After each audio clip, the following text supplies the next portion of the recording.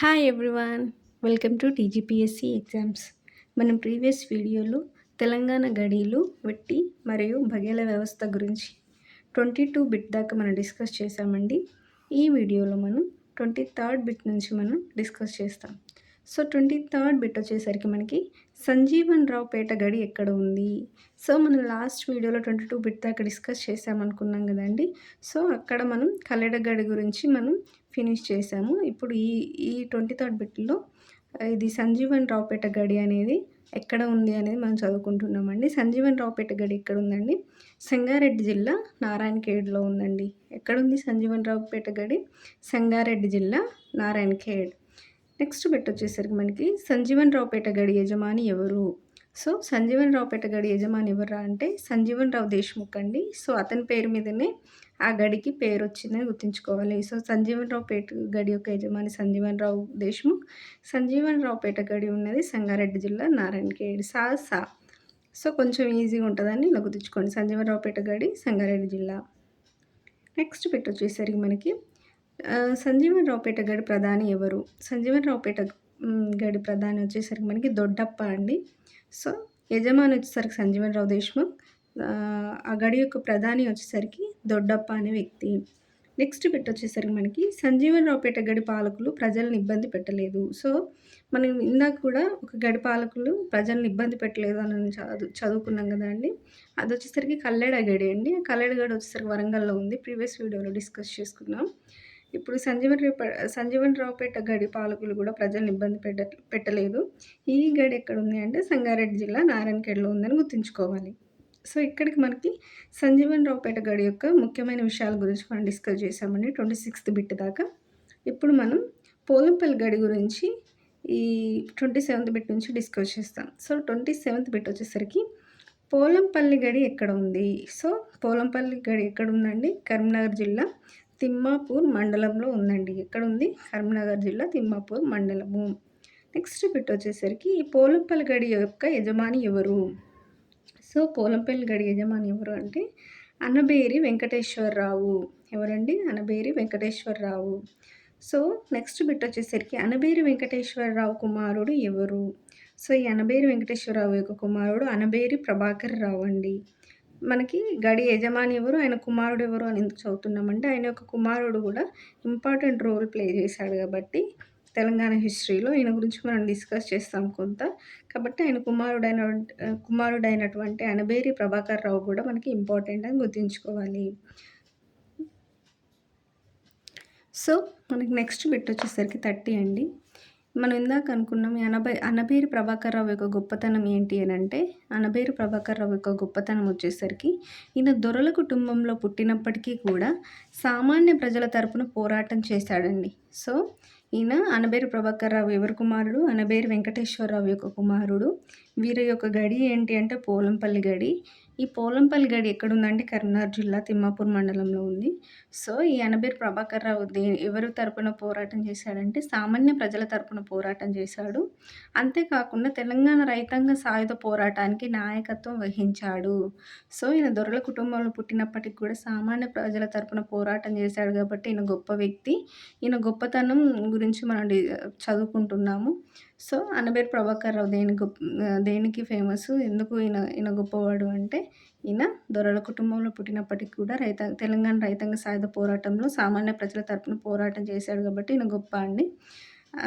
So ఈయన చాలా important వ్యక్తి ఒకటి గుర్తుంచుకోవాలి. అనబేరి ప్రభాకర్ రావు ఎవరి కుమారుడు? అనబేరి వెంకటేశ్వరరావు కుమారుడు.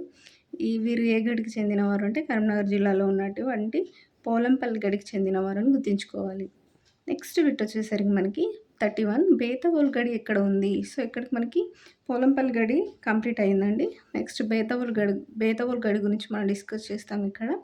బేతవోలు గడి ఎక్కడ ఉంది? ఎక్కడ ఉందంటే నల్లగొండ జిల్లాలో ఉందండి. ఇక్కడ ఏ గ్రామంలో అంటే బేతవోలు గ్రామంలోనే ఉంది. సో మనం ఇప్పటికీ ఒక రెండు గడిలు నల్లగొండ జిల్లాలో ఉన్నాయని చదువుకున్నామండి. ఏంటవి అంటే ఏంటేంటి అవి అంటే ఒకటి మనకి విష్ణూర్ గడి నల్గొండ జిల్లానే చదువుకున్నాము. కంటాత్మకూరు గడి కూడా మనకి నల్గొండ జిల్లా అని చదువుకున్నాము. ఇప్పుడు ఈ బేతవోలు గడి కూడా మనకి నల్గొండ జిల్లాలోనే ఉందని చదువుకుంటున్నాము. సో మొత్తం 3 గడీలు ఇంపార్టెంట్ గడీలు మనకి నల్గొండ జిల్లాలో ఉన్నాయండి. ఈ బేతవోలుతో కలిపి. సో, అది మనం గుర్తుంచుకోవాలి ఏ జిల్లాలో ఏ గడీలున్నాయని. బేతవోలు గడి ఎక్కడుంది అంటే నల్గొండ జిల్లా బేతవోలు గ్రామంలో. నెక్స్ట్ బిట్ వచ్చేసరికి బేతవోలు గడి యజమాని ఎవరు? మరి ఈ గడి యజమాని ఎవరు అంటే తడకమల్ల సీతారామచంద్రరావు అండి. ఎవరు అంటే తడకమల్ల సీతారామచంద్రరావు ఈ బేతవోలు గడి యొక్క యజమాని. నెక్స్ట్ బిట్ వచ్చేసరికి మనకి ఇక్కడికి ఈ బేతవోలు గడి గురించి కంప్లీట్ అయిందండి. అది ఎక్కడుంది, దాని యజమాని ఎవరు అనేది మనకి ఇంపార్టెంట్ కాబట్టి ఆ 2 విషయాలు మనం 2 బిట్స్‌లో కవర్ చేసుకున్నాము. మనకి నెక్స్ట్ బిట్ వచ్చేసరికి వెట్టి విధానం గురించి మనం చదువుకుంటామండి. సో, 33 బిట్ వచ్చేసరికి వెట్టి విధానం అంటే ఏమిటి?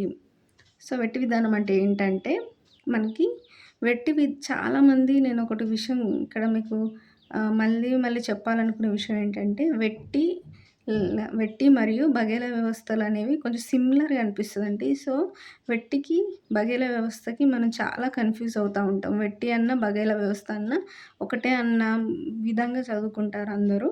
సో, మీకు ఆ డిఫరెన్స్ తెలవాలి, మైనర్ డిఫరెన్స్ తెలవాలని చెప్పి నేను ఇక్కడ మీకు డీటెయిల్‌గా చెప్తానండి ఈ బిట్స్‌లో. సో, మీరు కొంచెం ఇంట్రెస్ట్‌తో వింటే మీకది అర్థమైపోతది. ఆ డిఫరెన్స్ ఏంటి అసలు వెట్టి విధానానికి, బగేల విధానానికని ఆ డిఫరెన్స్ అనేది మీకు అర్థమైతే మీకు వెట్టి విధానం అంటే ఏంటి, బగేల విధానం అంటే ఏంటి అనేది తెలుస్తదండి. సో, ఈ బిట్‌లో వెట్టి విధానం అంటే ఏంటి అంటే ఏం లేదండి. ఎలాంటి ప్రతిఫలం ఇవ్వకుండా నిర్బంధంగా పనులు చేయించుకోవడమే వెట్టి విధానము అంటాము. సో, మనకు వెట్టి విధానంలో అయినా సరే పనులు చేయించుకుంటారు. శ్రమ దోపిడీ ఉంటది. బగేల వ్యవస్థలో గూడా మనకు శ్రమ దోపిడీ ఉంటది. పనులు చేయించుకుంటారు. కాకపోతే ఏ విధంగా చేయించుకుంటారు అనే దాన్ని బట్టి అంటే దేన్ని బేస్ చేసుకొని చేయించుకుంటారనే దాన్ని బట్టి మనకి ఈ వెట్టి విధానం, బగేల విధానం అనేది డిఫరెన్షియేట్ అయ్యి ఉంటాయండి. సో, నేను అందుకే మళ్ళీ మళ్ళీ చెప్పాలి అనుకుంటున్నా. వెట్టి విధానం అంటే ఏంటంటే ఎలాంటి ప్రతిఫలం ఇవ్వరండి.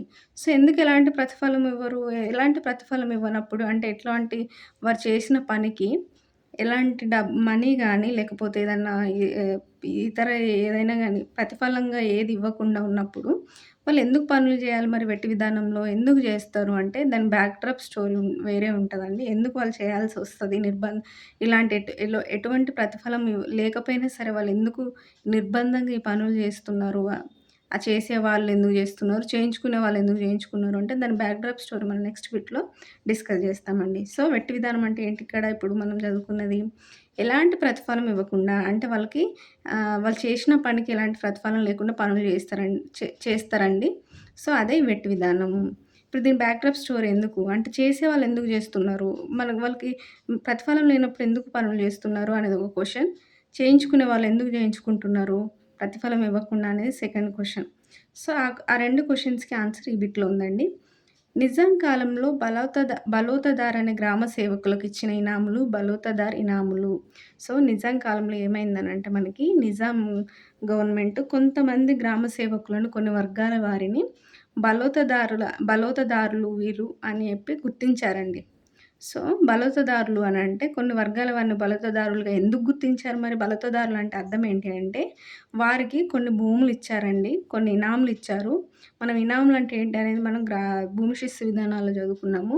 సో, అందులో ఒకటైనటువంటి బలోతదారు ఇనాము అనేది బలోతదారులకు ఇచ్చిన ఇనాములనే మనం బలోతదారు ఇనాములు అన్నాం. అసలు ఆ వర్గాల వారిని బలోతదారులని ఎందుకు గుర్తించారు అనంటే, వారు ఎవరైతే సెలెక్ట్ చేయబడిన వర్గాలున్నారో వారు ఆ గ్రామంలోని ప్రజలందరికీ సేవలు జేయాలండి. సో, సేవలు మరి ఊరికే జేయాలా అంటే లేదండి. వారికి ఇక్కడ ఆల్రెడీ ఇనాములు ఇచ్చారు అంటే భూములు ఇచ్చారు అని చదువుకున్నాం గాండి. బలోతదార్ ఇనాములనేవి భూములు. సో, వారికి భూములు ఇచ్చిన కారణంగా ఆ భూములు వాడుకుంటూ, ఆ భూముల నుంచి వచ్చే ఇన్‌కమ్‌ని వాళ్ళు వాడుకుంటూ, దానికి బదులుగా వీళ్ళు గ్రామంలోని ప్రజలకి సేవలు జేయాలి. సో, ఇక్కడ వీళ్ళు ఉచితంగా జేస్తున్నారా అండి? లేదు, ఉచితంగా జేయట్లేదు. వాళ్ళకి భూములు ఇచ్చారు గదండీ! సో, భూమి నుంచి వచ్చే ఇన్‌కమ్ వాళ్ళు వాడుకుంటున్నారు గాబట్టి, దానికి బదులుగా వీళ్ళు పనులు జేస్తున్నారు. సో, పనులు జేస్తున్నారు. దానికి బదులుగా ఈ బలోతదారు ఇనాంల నుంచి వచ్చే ఇన్‌కమ్‌ని వీళ్ళు పొందుతున్నారు. సో, ఇది నిజాం కాలంలో ఉన్నటువంటి అంటే ఇనిషియల్ టైమ్‌లో ఉన్నటువంటి విధానం అండి ఇది. బలోతదారులు ఎవరైతే గ్రామ సేవకులుంటారో వాళ్ళని బలోతదారులని పిలిచేవారు. వాళ్ళకు బలోతదారు ఇనాములు ఇవ్వడం వలన వారు గ్రామంలోని ప్రజలకు ఉచితంగా గాదండి, సారీ, ఉచితం గాదిక్కడ. బలోతదారు ఇనాములు తీసుకున్నందువలన వారు గ్రామంలోని ప్రజలకు సేవ జేసేవారు. వారు ఏ విధమైన సేవ జేస్తారో, ఏ వర్గానికి చెందిన వారైతే ఆ వర్గానికి సంబంధించి సేవను వాళ్ళిచ్చేవారు. ఇప్పుడు ఫర్ ఎగ్జాంపుల్ మంగలివారు మంగలి పని జేసేవాళ్ళు. వాళ్ళకి బాలతదారి ఇనాములుండేవి. అదేవిధంగా వేరే అది చర్మకారులైతే చెప్పులు కుట్టిచ్చేవారు. సో, వాళ్ళకి బలతదారి ఇనాములిచ్చేవాళ్ళు. సో, వాళ్ళు చేసిన పనులకి వాళ్ళకు ఈ బలతదారి ఇనాములుండేవని ఇక్కడ గుర్తుంచుకోవాలి. మన కాలక్రమేణా ఏం జరిగింది అనంటే, కాలక్రమేణా ఈ భూస్వాముల దుర్బుద్ధి వలన ఎవరైతే భూస్వాములు లేపోతే అప్పర్ క్యాస్ట్ వాళ్ళున్నారో, అందులో కొంతమంది దుర్మార్గుల వలన దుర్బుద్ధి ఉన్న వారి వలన ఏమైందంటే, కింది స్థాయి వర్గాలు లేదా గ్రామ సేవక వర్గాలైనటువంటి బలౌతదారుల నుంచి మనకి వారి యొక్క బలౌతదారి ఇనాములను వాళ్ళు ఆక్రమించుకున్నారండి. వాళ్ళు తీసేసుకున్నారు. కాలక్రమంలో. తీసేసుకోవడం వల్ల ఏమైందంటే, ఈ సేవకులు భూమి కోల్పోయి భూమి కోల్పోయారండి. భూమి కోల్పోయిన వెంటనే వారు చేసే శ్రమను గూడా ఆపేయాలి గదా! వాళ్ళు చేసే సేవను గూడా ఆపేయాలి గదా! అంటే లేదు ఆపలేదండి. వాళ్ళు ఆపలేదు. చేయించుకునే వాళ్ళు గూడా ఆపలేదు. సో, కాలక్రమంలో వాళ్ళకిచ్చిన భూములన్నీ పోయినాయి. భూస్వాముల దుర్బుద్ధి వలన వేరే ఇతర కారణాల వలన కొన్ని. అలా భూములు పోయినాయి గానీ వాళ్ళు చేసిన శ్రమ మాత్రం అలాగే మిగిలిపోయి, ఆ శ్రమనే మనకి వెట్టి చాకిరీలాగా మిగిలిపోయింది. అంటే ఇక్కడ అర్థం ఏంటండి, ఇప్పుడు వాళ్ళు భూములున్నాయన్న ఇదితో వాళ్ళకి బలతదారు ఇనాములున్నాయన్న ధీమాతో వాళ్ళు గ్రామ ప్రజలందరికీ సేవ జేసేవారు. కాలక్రమంలో ఏమైనాయి ఆ భూములు పోయినాయి. కానీ సేవ మాత్రం అలాగే మిగిలిపోయింది. అంటే సేవ అట్లా చేయాల్సిందే అన్న ఒక విధానం అనేది అలవాటు పడిపోయింది. చేయించుకునే వాళ్ళకి అలవాటు పడిపోయింది. చేసే వాళ్ళకి అలవాటు పడిపోయింది. సో, అది అట్లా వెట్టి చాకిరీలాగా మిగిలిపోయింది. అంటే వాళ్ళు చేయించుకున్న వాళ్ళు ఏమివ్వరు. చేసేవాళ్ళు ఏమి ఆశించరు. అది చివరికి వెట్టి చాకిరీలాగా మిగిలిపోయింది అనేదే ఈ ఈ వెట్టి విధానం యొక్క బ్యాక్‌డ్రాప్ స్టోరీ అండి. అందుకే మీకు ఇంతగా కొంచెం ఎక్స్‌ప్లెయిన్ చేశాను. నెక్స్ట్ బిట్ వచ్చేసరికి మీకు వెట్టికి మరో పేరేంటి? ఈ వెట్టికి మరో పేరేంటంటే బేగార్ అండి. సో, బేగార్ అనేది వెట్టికి మరో విధానము. మరో పేరు. విధానం కాదండి. వెట్టి విధానాన్నే బేగార్ విధానం గూడా అంటారు. వెట్టికున్న మరో పేరే బేగారు. నెక్స్ట్ బిట్ వచ్చేసరికి నిజాం కాలంలో వెట్టి గురించి ఎవరు తన ఆత్మకథలో వివరించాడు? సో, ఈయన నిజాం కాలంలో ఉన్నటువంటి వ్యక్తి అండి. ఆయన ఆత్మకథలో ఈ వెట్టి చాకిరీ గురించి, ఈ వెట్టి విధానం గురించి ఎవరు తన ఆత్మకథలో వివరించాడంటే ఎంఎస్ రాజలింగం. నిజాం కాలంలో ఉన్నటువంటి వ్యక్తుల్లో అయితే ఈయన ఫేమస్ అండి. తర్వాత ఇప్పుడు మోడర్న్ హిస్టరీలో గానీ నిజాం కాలం అయిపోయిన తర్వాత వచ్చిన వాళ్ళు చాలామంది వెట్టి గురించి వివరించారు. కానీ నిజాం కాలంలో ఉన్నటువంటి వ్యక్తి ఎవరైతే ఈ నిజాం కాలంలోని వెట్టి గురించి తన ఆత్మకథలో వివరించాడు అంటే ఎంఎస్ రాజలింగం అని గుర్తుంచుకోవాలి. ఎవరండి? ఎంఎస్ రాజలింగం. నెక్స్ట్ బిట్ వచ్చేసరికి మనకి వెట్టి గురించి తెలియజేసిన ముఖ్యమైన రచనలు ఏంటి? సో, ఈ వెట్టి చాకిరీ గురించి కొన్ని రచనలు కొంతమంది ఇంపార్టెంట్ కవులు, రచయితలు రాశారండి. ఈ వెట్టి గురించి తెలియజేసే రచనలు. అవేంటి అంటే ఇవి చాలా చాలా ఇంపార్టెంట్ అండి. రిపీటెడ్‌గా అడిగే క్వెషన్స్ ఇవి. రిపీటెడ్‌గా పడే బిట్స్ టీజీపీఎస్సీ ఎగ్జామ్స్‌లో. అందులో ముఖ్యంగా వచ్చేసరికి బొల్లిముంత శివరామకృష్ణ. ఈ బొల్లిముంత శివరామకృష్ణ రాసినటువంటి మృత్యు నీడలు. ఇది దేని గురించి తెలియజేస్తదంటే వెట్టి చాకిరీ గురించి తెలియజేస్తది. నెక్స్ట్ వచ్చేసరికి మనకి దాశరథి రంగాచార్య. ఈ దాశరథి రంగాచార్య గురించి కూడా మనం బాగా చదువుతాము. కవులు, రచయితల గురించి చదివేటప్పుడు.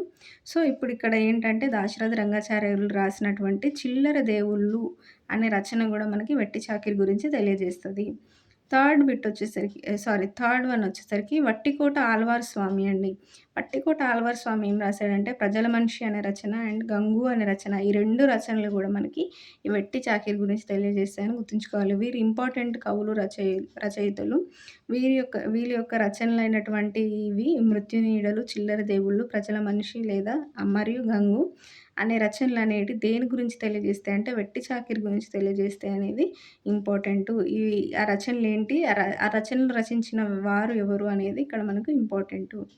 నెక్స్ట్ బిట్ వచ్చేసరికి ఏ ఆంధ్ర మహాసభల్లో వెట్టికి వ్యతిరేకంగా తీర్మానాలు చేశారు? సో, ఆంధ్ర మహాసభలలో కొన్ని తీర్మానాలు జరిగినాయి గదండీ! అలా మనకు మొత్తం జరిగిన ఆంధ్ర మహాసభలలో వెట్టికి వ్యతిరేకంగా తీర్మానాలు చేసిన ఆంధ్ర మహాసభలు 2 ఉన్నాయండి.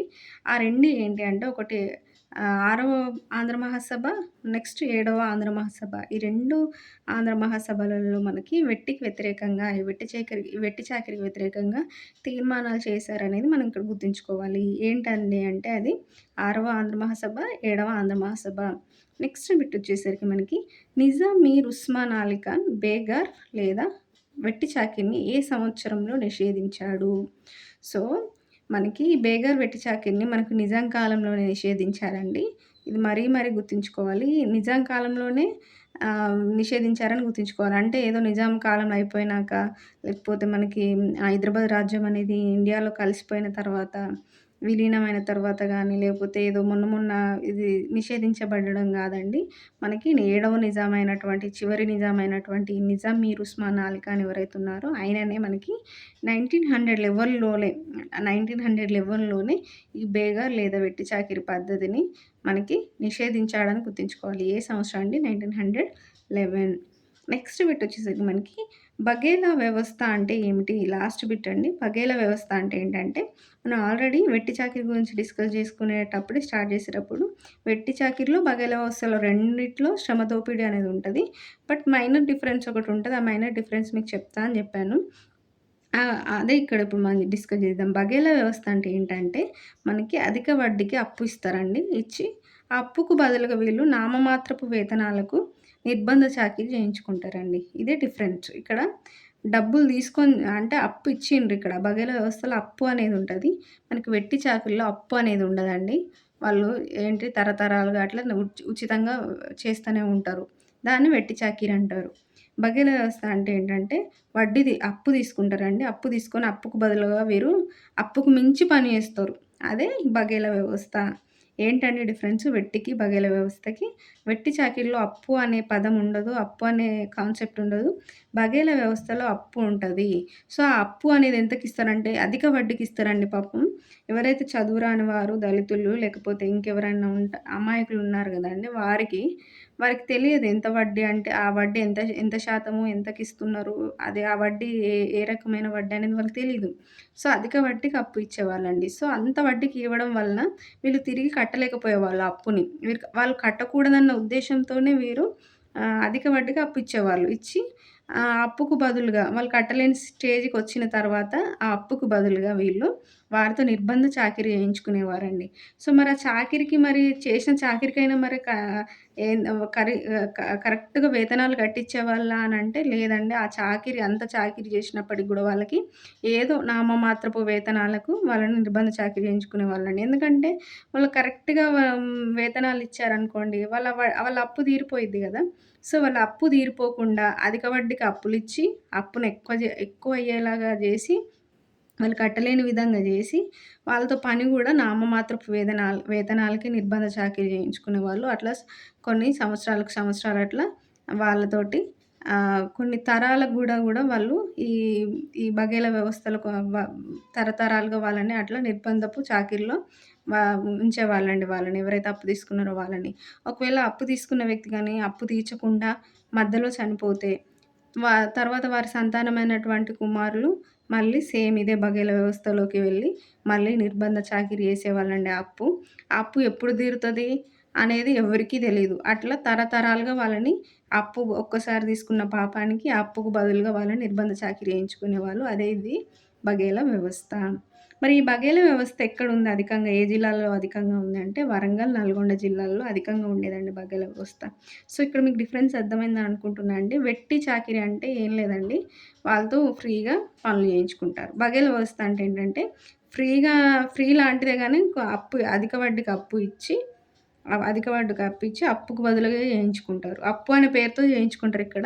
అక్కడ వెట్టి చాకిరీలో ఏముండదు. వాళ్ళు ఫ్రీగా వీళ్ళు చేసేవాళ్ళు ఫ్రీగా చేస్తారు. చేయించుకునేవాళ్ళు ఫ్రీగా చేయించుకుంటారు. ఎందుకు చేయించుకుంటారంటే దానికి బ్యాక్ డ్రాప్ స్టోరీ ఇది ఉందని చెప్పినాం గదండీ! అది అట్లా తరతరాలుగా అట్లా కంటిన్యూ అయింది వెట్టి చాకిరీ అనేది. సో, ఈ వెట్టి చాకిరీకి బఘేలా వ్యవస్థకున్న తేడా అది. బఘేలా వ్యవస్థ ఏ జిల్లాలో అధికంగా ఉందంటే వరంగల్ జిల్లా, నల్గొండ జిల్లాల్లో అధికంగా ఉండేదండి బఘేలా వ్యవస్థ. మరి బఘేలా వ్యవస్థను ఎప్పుడు నిర్మూలించారు అని అంటే మనకి వెట్టి చాకిరీ వచ్చేసరికి మనకి 1911లో మనకి మీర్ ఉస్మాన్ అలీ ఖాన్ నిషేధించాడనుకున్నాం గదండీ! అలాగే 1930లో మనకి ఈ నిజాం గవర్నమెంట్ బఘేలా అగ్రీమెంట్ సొల్యూషన్‌ని తీసుకొచ్చిందండి. బఘేలా అగ్రీమెంట్ సొల్యూషన్ అనేది తీర్మానాన్ని తీసుకొచ్చింది. ఎందుకంటే ఈ బఘేలా వ్యవస్థ యొక్క నిర్మూలన కోసము. సో, ఈ బఘేలా అగ్రీమెంట్ సొల్యూషన్ ఎప్పుడు తీసుకొచ్చింది నిజాం గవర్నమెంట్ అంటే 1930లో అండి. ఎందుకు అనంటే ఈ బఘేలా వ్యవస్థ యొక్క నిర్మూలన కోసము. సో, ఇక్కడికి మనకి నిజాం కాలంలో మనకు తెలంగాణ గడీలు అంతేకాకుండా మనకి వెట్టి చాకిరీ మరియు బఘేల వ్యవస్థ గురించి ఈ టాపిక్‌లో మనం డిస్కస్ చేసుకున్నామండి. ఈ ఇది ఈ ఈ టాపిక్ అనేది మీకి సింప్లిఫై చేసి ఈజీగా అర్థమయ్యేలాగా చెప్పానని నేను అనుకుంటున్నాను. మీకు ఈజీగా అర్థమైందని గూడా ఆశిస్తున్నానండి. Thank you.